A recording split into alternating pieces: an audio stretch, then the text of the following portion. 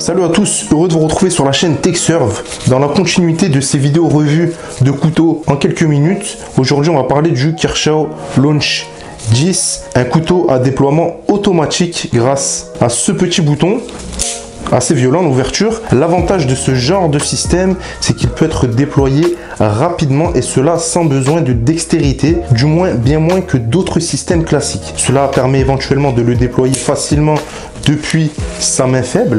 Il va également pouvoir être ouvert dans n'importe quelle position, simplement en haut, en bas, avec n'importe quel doigt. Par exemple, tu le chopes à l'envers dans ta poche, tu vas quand même pouvoir l'ouvrir. Donc son réel avantage réside dans son ouverture extrêmement simple, malheureusement au détriment de certains défauts dont on va parler au cours de cette vidéo.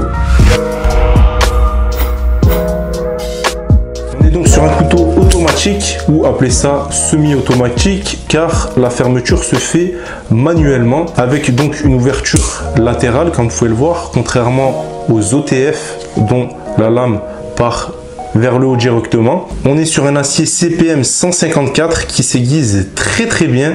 Aucun mal à reprendre le tranchant, ne serait-ce qu'avec une pierre en céramique. Une lame de 4,8 cm en émouture plate avec un style Hawkbill, donc comme vous le voyez, style bec d'oiseau. Donc ça va offrir les mêmes avantages qu'une petite serpette, bien sûr en fonction de la taille. Excelle également au combat en termes de pénétration par rapport à d'autres types de lames. Le tranchant concave permettant de toucher plus de canaux et offrant une meilleure pénétration. Une épaisseur de 2,8 mm et, comme vous pouvez le voir, une légère finition stonewash. Un manche en aluminium anodisé gris et vous pouvez voir qu'après seulement quelques mois d'utilisation, l'anodisation se barre malheureusement déjà sur les points sensibles. Donc mauvais point pour moi pour un couteau à ce prix là. Ici le petit clip réversible ne laissant que très peu de matière au sortir une fois en poche. Élégant, efficace, rien à redire. Tout ça pour 51 grammes, donc parfait en poche.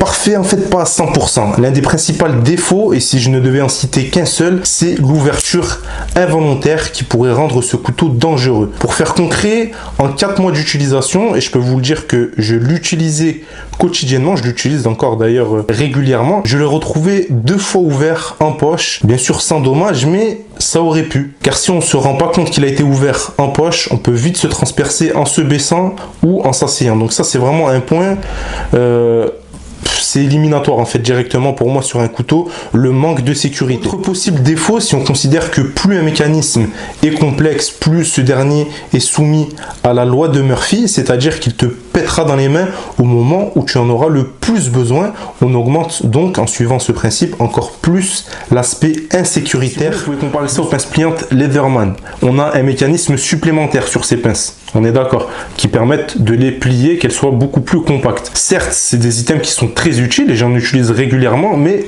au vu d'un mécanisme supplémentaire, on aura plus de, entre guillemets, de chances que celle-ci s'abîme. Comme on n'est pas là pour extrapoler, je vais quand même vous dire que ce mécanisme ne m'a jamais fait défaut. Il fonctionne parfaitement et cela sans baisse de régime, cela depuis tous ces mois d'utilisation et je n'ai vu pour l'instant aucun mauvais retexte sur la série des Launch. La prise en main se fait sur 3 doigts, très confortable. On peut remonter le pouce pour un maximum de précision, pour une coupe cutter.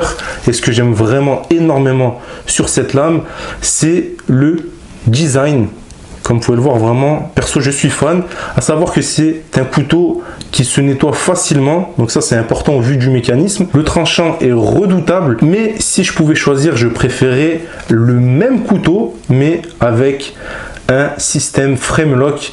Car effectivement, on gagne légèrement en rapidité d'ouverture, ou disons plutôt en simplicité d'ouverture, mais le refermer ça prend plus de temps car il faudra soit employer la seconde main, soit un obstacle. Là où un frame, un liner ou bien encore même un axis lock, tu peux généralement ouvrir et fermer à une seule main et parfois extrêmement rapidement en fonction de l'entraînement, on va dire. Alors bien sûr c'est un couteau que tu peux quand même refermer à une main, mais à mon sens c'est pas très sécuritaire et moins rapide, moins instinctif à faire. Pour conclure cette vidéo rapidement, comme vous le constatez, à mon sens, il y a trop de défauts ou plutôt de désavantages sur ce couteau. Pourtant, ça reste fiable, solide et efficace. Mais quand on additionne tous ces petits soucis, je trouve que ça ne fait pas un super couteau de poche. Alors, je m'y attendais parce que je connais ce genre de mécanisme. C'est pas la première fois que j'en utilise un. Mais pour ceux d'entre vous qui ne connaissent pas ce genre de mécanisme et qui veulent acheter ce genre de couteau, sachez que